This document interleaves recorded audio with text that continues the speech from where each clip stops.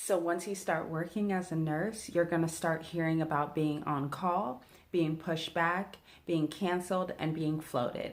I'm here to explain all those terms for you.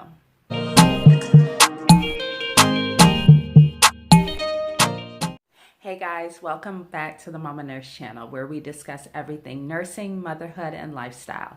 I'm Vanessa. Please subscribe to my channel and make sure you hit that notification bell so you can be notified every time I drop a new video.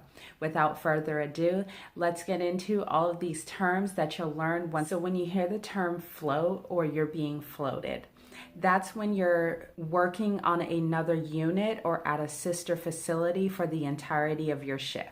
You would have the same pay, the same amount of hours, and you would also need to be competent on the unit that you're floating to.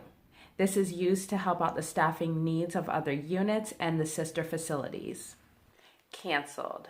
So when you get canceled, you will not be working your shift. You would need to use your PTO hours to cover the pay for your shift. This is optional. If you're okay with not having 12 hours pay on your paycheck, then that's fine. If you're somebody who needs to have all of their hours on their paycheck, then you would want to use your PTO to cover those hours. This occurs when there are too many nurses scheduled for the amount of patients that are on the unit. Pushback. So pushed back is when you would start your shift at either 11 a.m. or 11 p.m.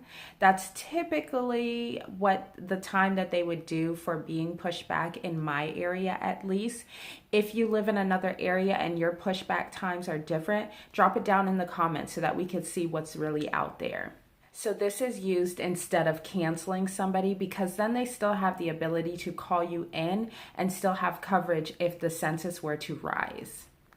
If at 11 they find that there is no need for you, then your pushback would turn into a cancel. Then once again, you could use your PTO hours to cover those hours. You do not get paid for your pushback hours, but you can use your PTO hours to bring your weekly pay up to your full-time hourly amount. On call. On call is when you stay at home for a prorated rate, and basically you're just waiting for them to call you and say that they need you. If you do get called in, then your prorated rate would switch to your regular base pay and you would be paid for that amount. When you are on call, it is typically for a full 12-hour shift if that's what you normally work. If you do not get called in, which doesn't happen often, your full shift would be paid for as at that prorated rate.